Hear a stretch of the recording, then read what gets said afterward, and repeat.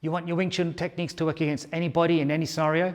You need to take your understanding of the gate theory from two-dimensional to three-dimensional. I'll show you how.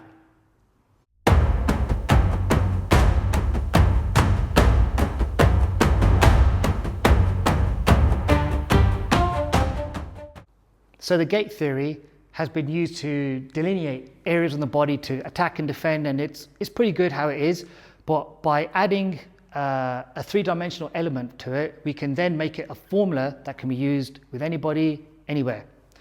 So if we take the body normally and we're just standing here, we can just split it in half, giving it a left and right side.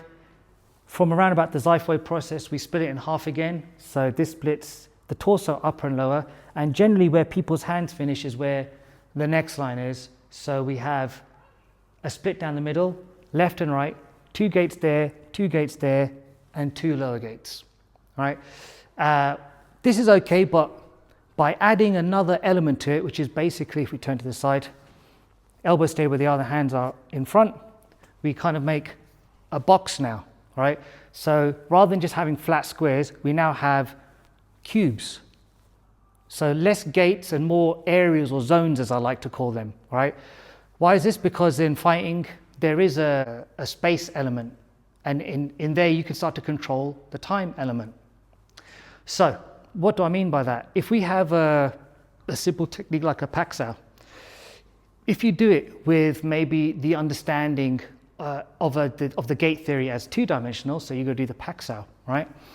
Over here you can stand straight, yeah? So I throw the punch, yeah, he can, if he just Paxaos incorrectly, yeah, right? So he can just swipe along his body, right?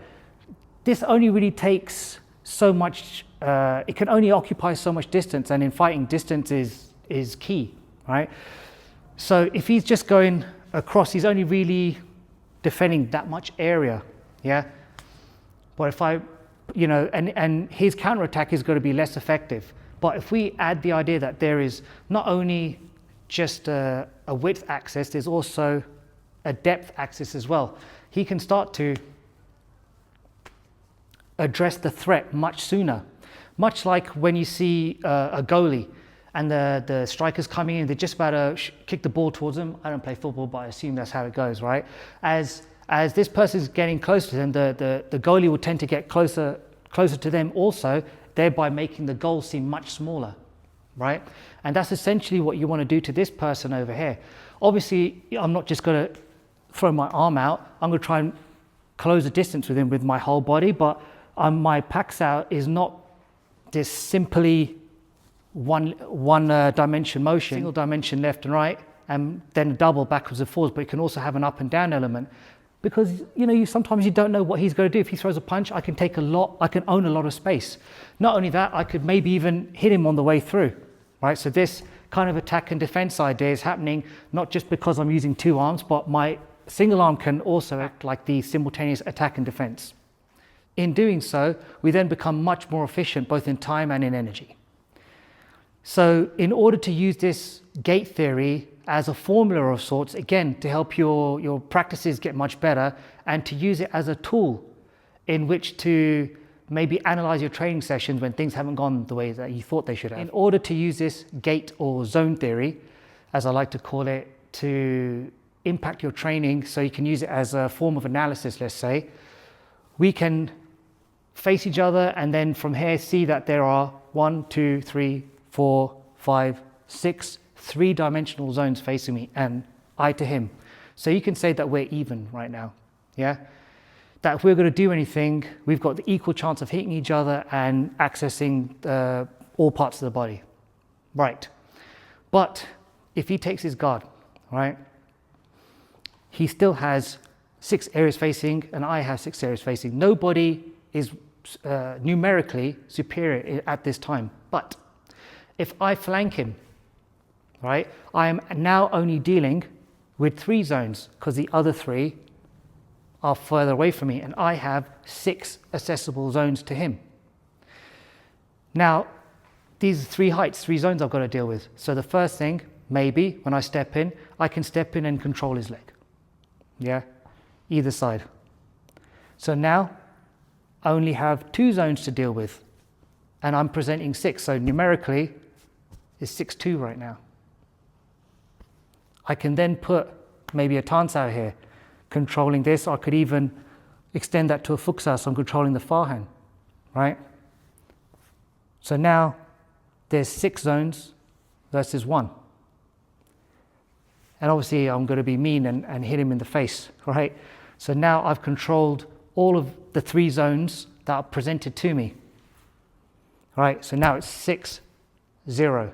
So numerically, you can start to say, yeah, I'm winning this fight. You can use this as a way to analyze training sessions where they've gone wrong, for instance, right?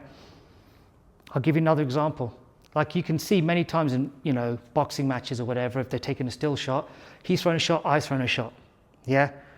We're both hitting each other because there's a distinct lack of control here due to the lack of the application of the zone theory. So what can I do from here? Typical Wing Chun punches with the elbow lower by rotating my elbow down, yeah?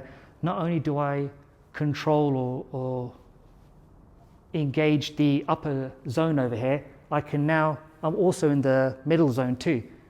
So this means I'm controlling this and I'm less likely to be hit. And then by stepping a little closer, I am now numerically superior to him. So going from a place where this was more attribute driven to using some more strategy and tactics and technique, I'm able now to control this engagement better because I'm applying the understanding on the 3-dimensional zones as opposed to the flat 2D gates. So you can take this in and apply this to any one of your techniques. The same is going to be for if we do chi sao, right? If I'm here, we're still 50-50. Yeah, literally like one arm over, one arm under, we're facing each other. But he decides to attack and I decide to turn him a little bit. Again, I've created a situation where I'm facing much less gates than he is, and I'm also controlling them now. I've already controlled, I want to start to hit, I wouldn't hit this way because I've lost control of the middle gate. Yeah, so I keep my elbow down maybe.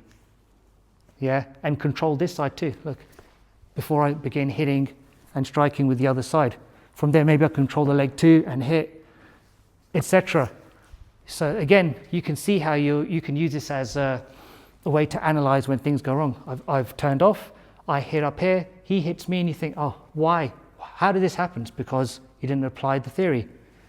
You can then put it there and say, okay. But then he hits me with this side. That's why I chose to keep the control over there, hit, then he kicks me. No good for me, so etc., etc. So try that, apply the 3D zone theory, and see how that goes in your application in your training drills.